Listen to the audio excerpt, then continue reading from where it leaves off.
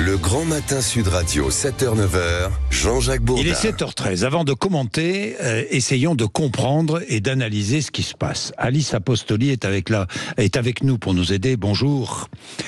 Bonjour. Merci d'être avec nous. Alice Apostoli, vous êtes experte sur le sujet du masculinisme et co-directrice de l'Institut du genre en géopolitique. Alors j'aimerais beaucoup comprendre, parce que je ne suivais pas de près cette nouvelle idéologie, le masculinisme. Un jeune homme de 18 ans interpellé, écroué, c'était mardi à Saint-Étienne, information judiciaire ouverte pour association de malfaiteurs terroristes en vue de la préparation d'un ou plusieurs crimes et atteinte aux personnes. Cet homme a porté 2 couteaux sur lui. Il fait partie de la mouvance Incel.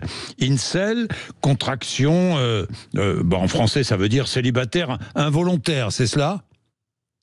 Voilà, c'est ça. Donc, déjà, merci beaucoup de m'accueillir sur votre plateau ce matin. Mais je vous en prie. Il s'agit effectivement des célibataires involontaires, donc incel, qui est une idéologie selon laquelle des hommes se considèrent qu'ils seraient seuls à cause des femmes qui ne veulent pas d'eux et qui nourrissent une haine à leur égard et envers le féminisme, qui permet du coup aux femmes aujourd'hui de disposer de leur corps, et qu'ils jugent responsables de leurs échecs amoureux et de leur solitude, en fait. Voilà. Et cette solitude, en fait, ce sont des frustrés, quoi. Bon, je vais être un peu rapide, mais ce sont des frustrés.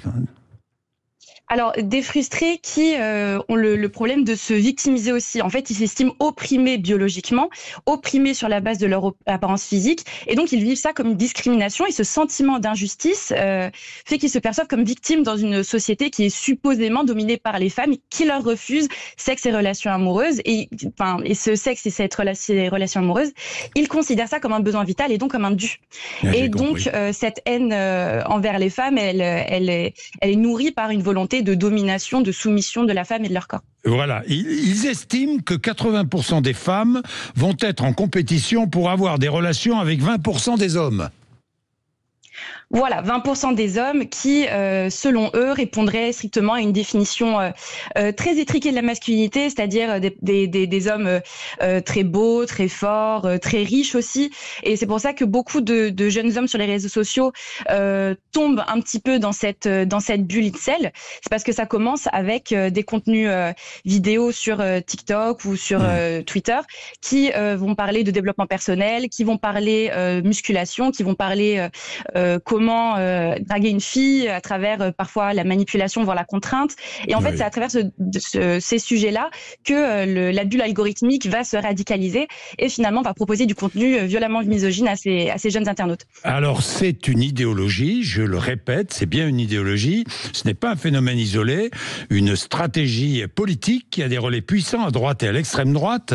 Au Canada, aux États-Unis, 9 attaques dénombrées ces dernières années, 52 morts, 63 blessés. En France, c'est pas la première fois qu'on en parle, parce qu'il y a déjà eu des arrestations, notamment l'arrestation d'un homme de 26 ans, c'était en mai dernier à Bordeaux, soupçonné d'avoir projeté une tuerie de masse motivée par sa haine des femmes.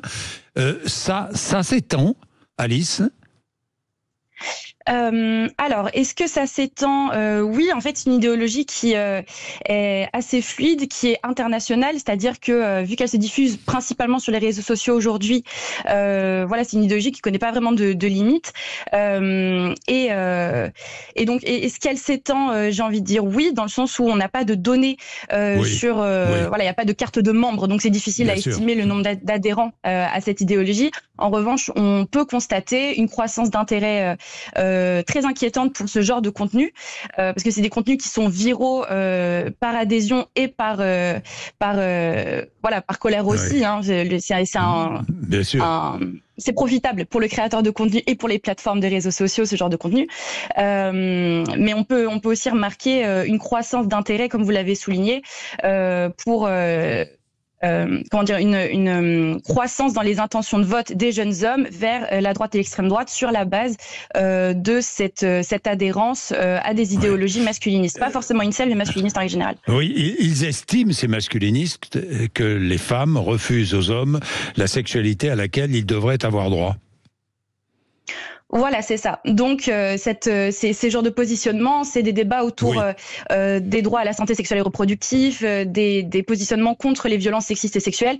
Et finalement, ces débats-là, on retrouve une porosité idéologique sur ces débats-là avec des partis réactionnaires. Et le Financial Times a constaté que les jeunes femmes ont historiquement toujours voté progressiste et continuent de le faire. En revanche, les jeunes hommes qui sont une démographie qui historiquement votent peu, aujourd'hui votent de plus en plus radical vers la droite. Bien, merci beaucoup, et c'est sur la base Alice. de ces enjeux-là. Merci beaucoup, Alice Apostoli. Merci experte sur le sujet et co-directrice de l'Institut du genre en géopolitique. Ça vous fait réagir, ce mouvement idéologique, ça vous fait réagir. 0826 300 300, vous n'hésitez pas. Allez, le rappel des titres de l'actualité avec vous, Laurie Leclerc. Laurie.